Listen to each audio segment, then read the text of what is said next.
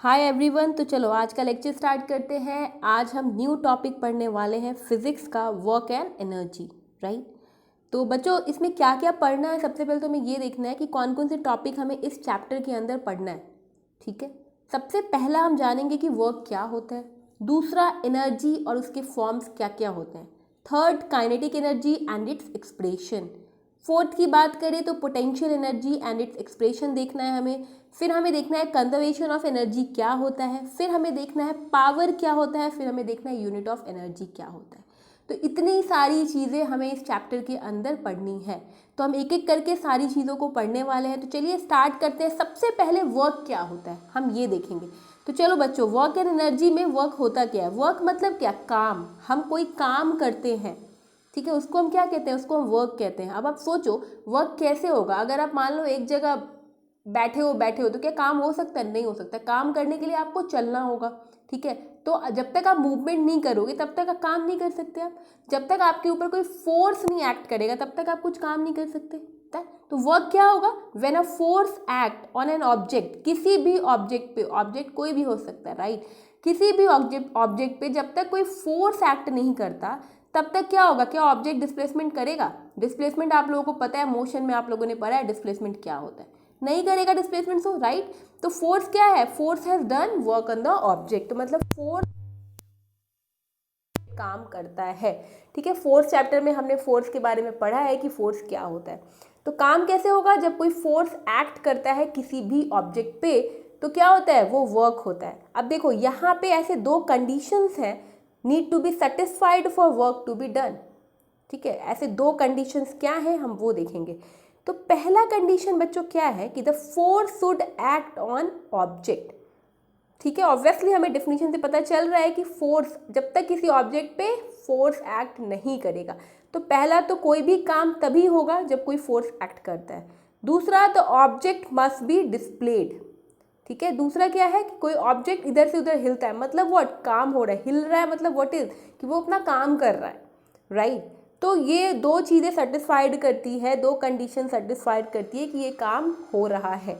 ठीक है, अब आइए देखिए यहाँ पे इसका एक यूनिट निकालते हैं, कैसे होगा। वर्क इज इक्वल टू, क्या सीखा आपने, फोर्स एक्ट करता है और डिस्प्लेसमेंट, राइट। तो वर्क इज इक्वल टू क्या होगा, फोर्स इनटू डिस्प्लेसमेंट। ठीक है, अब यूनिट ऑफ वर्क डन आपसे कोई पूछे तो क्या होगा, वर्क का जूल। ठीक है, फोर्स का आपको पता है न्यूटन, डिस्प्लेसमेंट का आपको पता है मीटर, वर्क का आप लोग जान लीजिए जूल। एनर्जी खर्च होती है ना, वहाँ जूल होता है उसकी यूनिट। ठीक है, तो joule is equal to newton into metre. तो अगर आपसे कोई पूछे कि 1 जूल अगर वर्क कोई कहता है कि डन किया तो क्या होगा, 1 joule work is said to be done when 1 Newton force is applied on an object and it shows the displacement by 1 metre. ये लाइन मैंने आपको पीछे फोर्स में भी बताई है, तो ये आप समझ रहे होगे इजीली कि मैं क्या बोल रही हूँ। ठीक है, तो वर्क का क्या फॉर्मूला हो गया, force into displacement, right. Newton into metre, joule is equal to newton into metre.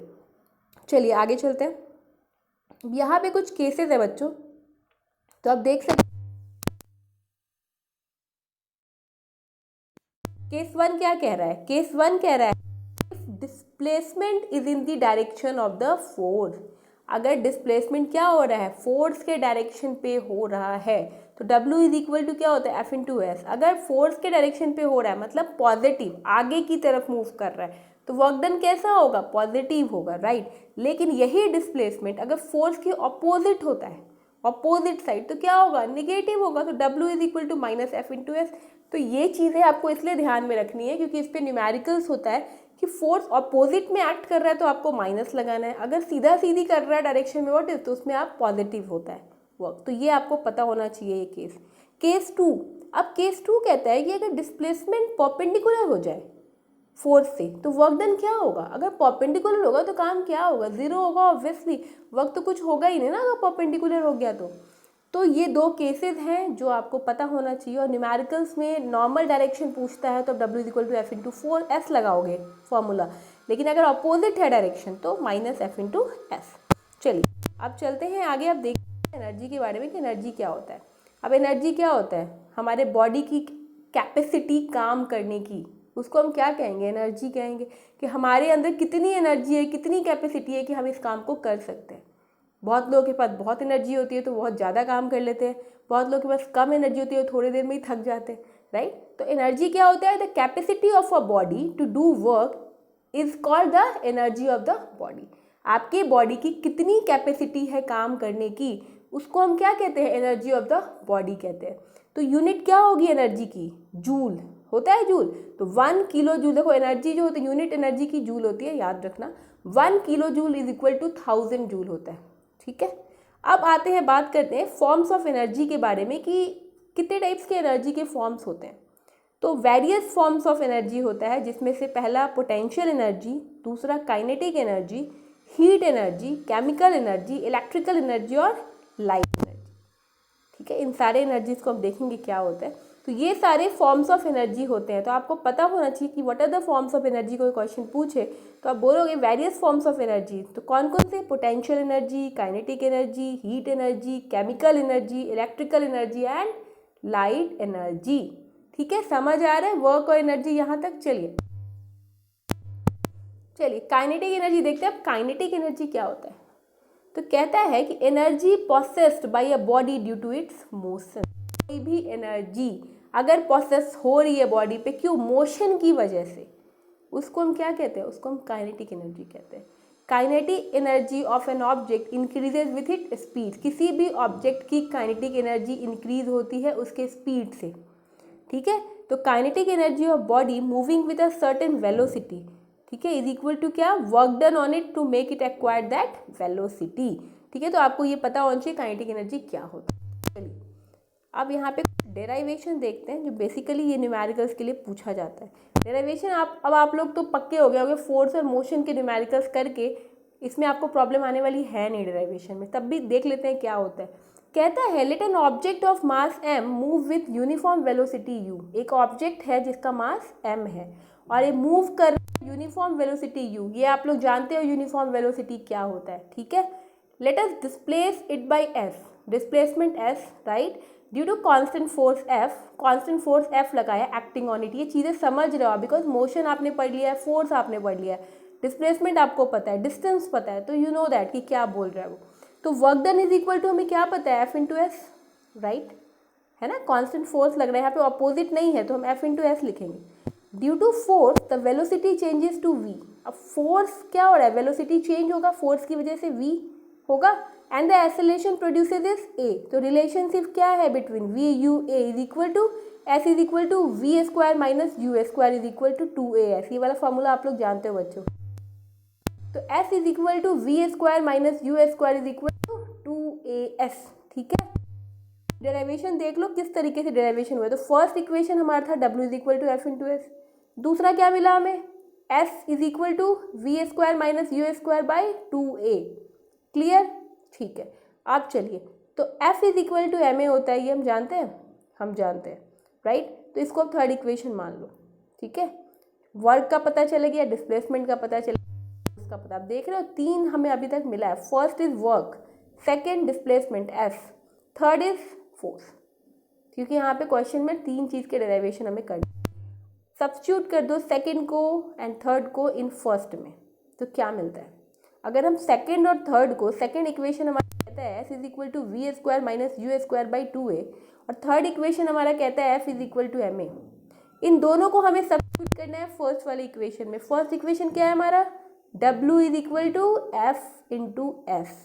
अब इसमें अगर हम सब्स्टिट्यूट करेंगे तो क्या होगा, फोर्स का w इज इक्वल टू, यहाँ पे सब्स्टिट्यूट कर रहे हैं, तो फोर्स की जगह क्या लिखोगे आप, एम ए लिख सकते हो, third equation, right, into what, s है, s की जगह पे v square minus you square by 2a लिख सकते हो, लिख दिया हमने। चलिए अब आगे चलते हैं। तो w इज इक्वल टू क्या हो जाएगा, 1/2 m v square minus you square. इसको अगर तोड़ोगे इस फॉर्मूला को, तो 1/2 m v square minus you square होगा। u क्या है, 0, क्योंकि ऑब्जेक्ट स्टार्ट कैसे हो रहा है, रेस्ट से हो रहा है, ठीक है। तो w is equal to 1/2 m v square होगा। इसको तोड़ोगे तो u को 0 कर दोगे तो डायरेक्टली एम वी स्क्वायर हो जाएगा। तो work done is equal to change in kinetic energy. तो work done is equal to बोला जाता है कि चेंज इन काइनेटिक एनर्जी, ये हमें पता है। तो ई के इज काइनेटिक एनर्जी, ठीक है। E K is what, that denote the equal to. तो एक नया फॉर्मूला मिल के आया हमें यहाँ पे। चलिए इस डेरिवेशन को बच्चों लिखोगे, ठीक है, मैं इसका पीपीटी आप लोगों को सेंड करूँगी, इसको आपको लिखना है और समझना है कि डेरिवेशन कैसे हुआ है। चलिए आगे चलते हैं। अब वो थी काइनेटिक, आज दो पढ़ेंगे बस, काइनेटिक और पोटेंशियल एनर्जी, तो इसको अच्छे से पढ़ लेना, फिर हम नेक्स्ट आगे चलेंगे। Potential energy, the energy possessed by a body due to its position और shape is called its potential energy. Potential कहते हैं ना, किसके अंदर कितनी पोटेंशियल है किसी चीज़ को हासिल करने की, राइट। तो कोई भी एनर्जी प्रोसेस होता है body due to it position और शेप, उसको हम क्या कहते हैं, पोटेंशियल एनर्जी कहते हैं। ठीक है, अब देखिए क्वाइल्ड स्प्रिंग है यहाँ पे, इसका शेप कैसे है, अब ये इलास्टिक है पोटेंशियल एनर्जी, तो अनक्वाइल्ड स्प्रिंग कैसे है, कुछ इस तरीके का। तो पोजीशन देखो बच्चों किस तरीके से हुआ है, ठीक है। तो यहाँ पे हमें क्या देखना है, हमें देखना है कि greater energy due to compression in spring and due to greater height of the object, और यहाँ पे लेस एनर्जी, देखो जिसके अंदर इलास्टिसिटी होगी उसके अंदर क्या होगा, आप रबर को खींचोगे होती है ना उसके अंदर, तो क्या होता है वो दूर तक आप ले, लेकिन कोई अनक्वाइल्ड स्प्रिंग उसको आप कितना दूर ले, तो उसके अंदर कैसा होगा, स्प्रिंग के अंदर लेस एनर्जी होगा, और जिसके अंदर आप खींच सकते हो उसके अंदर कितना है, ऑब्वियसली ग्रेटर एनर्जी होगा, उसको हम ग्रेटर हाइट तक भी ले जा सकते हैं, बस यही डिफरेंस है। और यहाँ पे ग्रेविटेशनल पोटेंशियल एनर्जी के बारे में क्या कहता है कि when an object is raise through a height, किसी को, अब ग्रेविटेशन आपको पता है, अगर मान लो किसी भी ऑब्जेक्ट को हम रेज करते हैं हाइट से, ठीक है, ऊपर की तरफ, तो work is said to be done on it against gravity, gravity के अगेंस्ट होगा, तो energy possessed by such an object is called the gravitational potential energy. उस एनर्जी को हम क्या कहते हैं, ग्रेविटेशनल पोटेंशियल एनर्जी कहते हैं। तो GP is equal to work is done in raising a body from the ground to a point against gravity, ठीक है, ये इसकी डेरिवेशन है बच्चों, देख लेते हैं इसको। Consider a body with mass m, मान लिया हमने m, raise through a height h, भेका हमने h तक, देख सकते हो रेज हो रहा है h, ये देखो ये ग्राउंड फ्लोर है, ये हाइट है, ये h है, आप फिगर देखो ध्यान से। Force required to raise the object is equal to weight of object mg, ठीक है। तो work done on the object against gravity is w, ठीक है, इज इक्वल टू क्या पता है हमें, f into S, force into displacement, तो f की जगह फोर्स क्या है हमारा mg है, और डिस्प्लेसमेंट हाइट, तो W is equal to mgh, तो पोटेंशियल एनर्जी ग्रेविटेशनल की, ग्रेविटेशनल पोटेंशियल एनर्जी क्या होगा, mgh होगा। तो ये एक नया फॉर्मूला हमें पोटेंशियल एनर्जी का मिला। तो हमने दो डेराइवेशन लिखे हैं बच्चों, ये आप दो डेराइवेशन कंप्लीट करने हैं आज की डेट में, ये आपका टास्क है, ठीक है।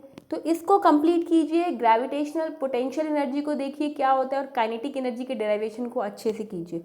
वर्क क्या होता है, एनर्जी क्या होता है, यूनिट क्या होती है वर्क की, एनर्जी की यूनिट क्या होती है, ये आपके लिए टास्क है, तो आज ये आपका कंप्लीट होना चाहिए। फिर हम कल चलेंगे नेक्स्ट लेक्चर में, तब तक के लिए आज के लिए था इतना ही। आई होप कोई प्रॉब्लम नहीं होगी, अगर कोई प्रॉब्लम होती है तो प्लीज़ आस्क मी, ठीक है। चलिए फिर बाय बाय, आज का लेक्चर यहीं एंड करती हूँ मैं।